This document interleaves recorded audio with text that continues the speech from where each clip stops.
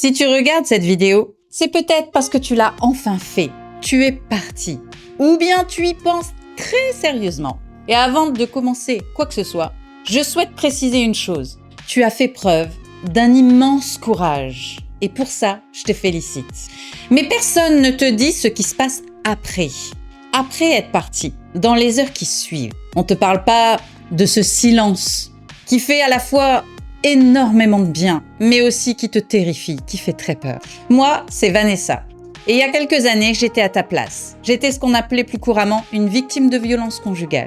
Et aujourd'hui, je me suis entièrement reconstruite, refaçonnée. Et je vis le rêve que j'avais toujours voulu. Je vis une vie heureuse et épanouissante. Et aujourd'hui, je vais rester avec toi pour ces 24 prochaines heures. Heure par heure, je vais t'accompagner et t'expliquer tout ce qui s'y passe. Alors reste avec moi, je te parle de tout ça. Dans les minutes ou les premières heures après ton départ, ton corps, c'est pas encore qu'il est en sécurité. Tu vas ressentir tout et n'importe quoi. C'est un peu comme si tu vas être complètement anesthésié. Parce que ton système nerveux, il tourne à plein régime. Et ça, c'est ce qu'on appelle la réponse au stress aigu. Ce que tu vas ressentir physiquement, tu peux avoir complètement froid, être gelé, même en plein été sous canicule. Ton corps peut être pris de tremblements, des tremblements incontrôlés. Perso, j'avais l'impression d'être Parkinson tellement que je tremblais. Ton cœur bat à un rythme complètement dingue. Honnêtement, je pensais que j'étais à 2 doigts de faire une crise cardiaque tellement mon cœur battait fort. J'avais du mal à respirer. Ou bien au contraire, ne rien ressentir du tout. Être complètement vide d'émotions ou de ressentiments. Complètement anesthésié. Ces 2 réactions, elles sont normales. C'est une sorte d'anesthésie émotionnelle. Le choc est tel que tu ne contrôles plus du tout ce que tu ressens, ni ce que tu peux faire. Et ça, je tiens à le préciser, c'est normal. Dans les prochaines minutes ou les prochaines heures qui suivent ton départ, ton cerveau va chercher à rationaliser la situation. Il va essayer de te ramener dans ta zone de confort. Alors, je préviens, attention, c'est un moment extrêmement compliqué où tu dois être ultra vigilant. Ton cerveau va chercher à te faire douter de toi-même. Est-ce que j'ai bien fait? Et si c'était pas si grave que ça? Et si je rentrais? Ça, c'est des mécanismes de ta dépendance affective. Ce n'est pas la réalité. Je répète parce que c'est important que ça s'imprègne en toi. Ce n'est pas la réalité. Ça, c'est ta peur qui parle, rien d'autre. Ce que tu dois faire concrètement, la première chose, et c'est ta priorité, te mettre en sécurité.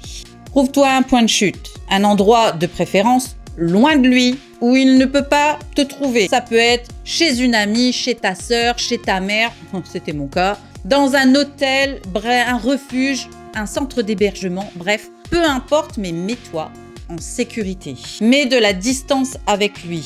Plus il y en a, mieux c'est. Et la deuxième chose que tu dois faire, c'est appelle une personne de confiance. C'est primordial. Tu ne dois pas rester seul à ce moment-là. Envoie un simple message comme « Je suis parti et je suis en sécurité ». T'as pas besoin de t'expliquer ou de raconter ta vie si tu n'en as pas envie, mais ne reste pas seul dans ce moment-là. Si tu peux te faire accompagner, c'est bien mieux et c'est beaucoup plus confortable et rassurant pour toi. À partir de 3 heures après ta fuite, c'est la vague émotionnelle qui commence. Alors là, c'est ce qu'on appelle une sacrée étape. Concrètement, c'est ton adrénaline qui va commencer à redescendre. Et là, c'est le chaos. Tu peux ressentir une vague de soulagement, mais immense. Et 3 secondes plus tard, une vague de culpabilité et de peur qui vont venir te frapper en pleine tronche. Ça te fait l'effet de t'avoir pris un mur à 100 km/h. C'est violent. Ça va être l'ascenseur émotionnel. Tu vas passer d'un moment où tu planes à un moment où tu culpabilises. Est-ce que j'ai bien fait de partir? Est-ce que j'ai pas fait une erreur? Est-ce que c'est bon pour mes enfants si tu en as? Bref, ça va être un véritable ascenseur émotionnel. Tu vas ressentir tout et n'importe quoi et ce, pas forcément dans une chronologie logique. Au contraire, ça va être un vrai chaos. Et tu sais quoi? Ça c'est plutôt sain. Ça veut dire que ton âme commence à décompresser. La pression commence à redescendre. C'est une période assez compliquée à supporter, mais c'est une période normale. C'est enfin ton souffle qui te revient. Et ça, c'est plutôt cool. Petit conseil, sur cette période-là, il va sûrement chercher à te rejoindre. Par téléphone, ça va être des appels en rafale, des messages. Il va passer des grandes déclarations d'amour aux pires insultes et noms d'oiseaux que tu auras entendus. Tu vas passer de la femme de sa vie à la reine des salopes en 30 secondes. C'est un moment assez particulier. Parce que dans ton état, c'est tellement le chaos que tu ne peux absolument pas fournir une réponse objective et bonne pour toi. Ce que moi, je te conseille de faire, et c'est important de le faire, ne réponds à aucun de ces appels. Si tu le peux, éteins ton téléphone ou bloque-le tout simplement. Parce que dans ton état, tout ce qu'il va en tirer sera forcément mauvais pour toi. Tu n'es pas en état de répondre. Alors ne le fais pas, purement et simplement. Pas parce que tu le hais, mais parce que tu n'es pas en état de le faire. Donc, épargne-toi bien du mal, ne réponds à aucun de ces appels et ne lis aucun de ces messages. C'est primordial. Et crois-moi, ça va te faire du bien. Et un bien fou. Les premières heures, il n'existe plus, purement et simplement.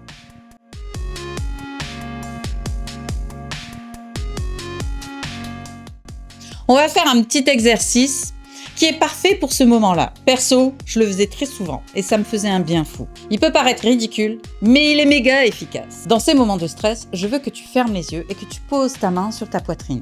Tu vas inspirer pendant 4 temps, bloquer, et expirer pendant 4 temps. Et je veux que tu te dises intérieurement, je suis en sécurité. Mon corps le sait et mon cœur apprend. Et je veux que tu répètes ça 3 fois. Essaie de te détendre au max. Ça peut paraître complètement idiot, mais c'est un signal que tu envoies à ton système nerveux. Le danger immédiat est passé. Ça va beaucoup t'aider à te relaxer, à te calmer, à récupérer un peu de ta détente, un peu apaiser ton stress. Et crois-moi, c'est méga efficace. Méga efficace. Alors profites-en et n'hésite pas à le refaire aussi souvent que tu en as besoin.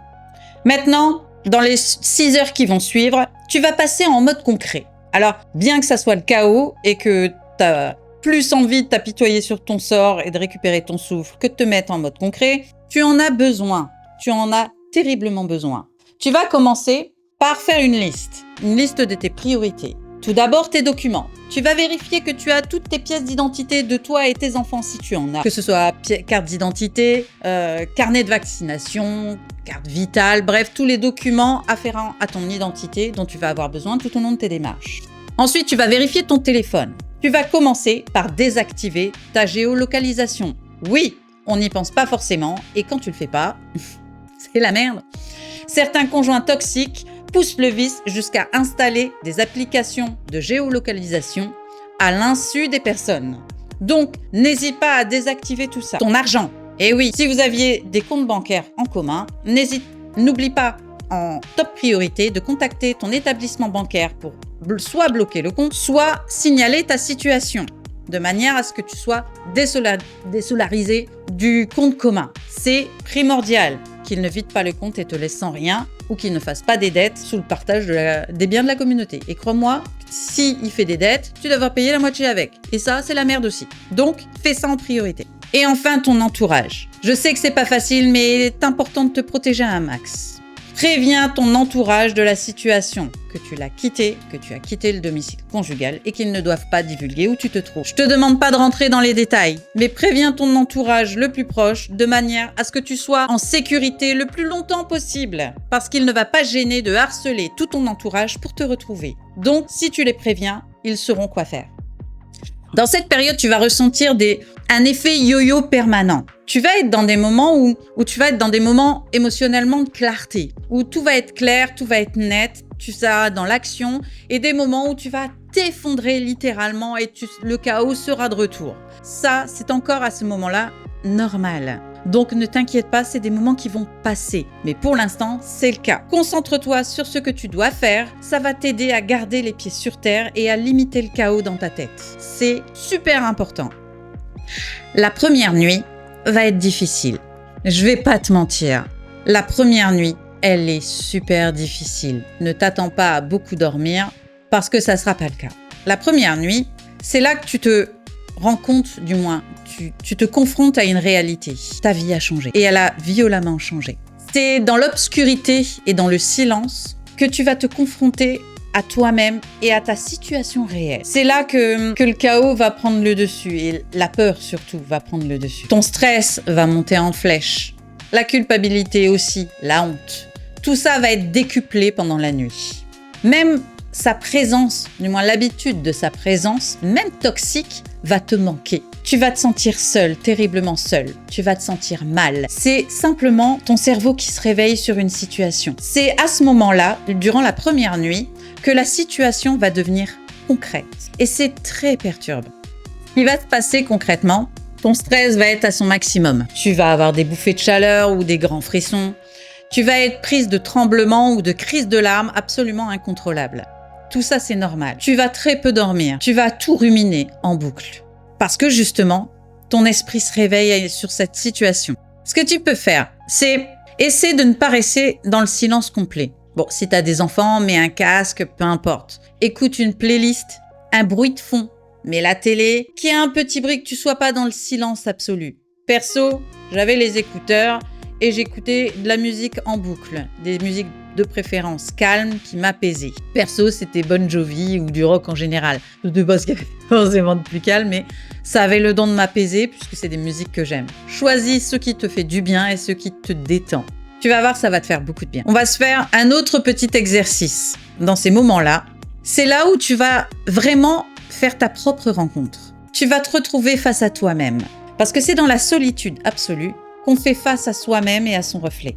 Et c'est le moment idéal pour écrire une lettre à toi-même. Je veux que tu écrives une lettre à la toi du lendemain. Tu prends un crayon, un papier, un bloc, ton ordi, un bloc sur ton téléphone, tu choisis le support que tu veux et tu vas écrire quelques phrases à la toi du passé. Tu vas lui dire au revoir, tout simplement. Et tu vas parler à la toi du futur. Tout ce qui t'attend de positif, de bénéfique. Ça va devenir ton pourquoi. Je veux que tu écrives à ton ancienne toi, que tu la rassures sur ce qui va arriver, sur ce que tu ressens dans l'instant T. Ne cherche pas à faire de jolies phrases, on s'en fout. Tu craches tout sur le papier. Et à la toi du futur, tu vas lui parler de tes attentes. Tu vas lui parler de tout ce que tu attends d'elle, de tout ce qui va arriver. Et tu dois absolument terminer sur du positif et aller te coucher sur ce positif. Parce que c'est ça qui va rester en tête. En parlant à la toi du passé, tu vas vider tout ce que tu as dans la tête, tout ce qui t'encombre l'esprit. Et en parlant de façon positive à la toi du futur, tu vas remplir ta tête d'ondes positives et de bonnes choses, apaisantes, de bonheur. Et ça va énormément t'aider à te détendre et à moins stresser. C'est méga efficace et ça va être très utile pour ta reconstruction. En conclusion, je te dirais que les premières 24 heures, ça va être les montagnes russes émotionnelles.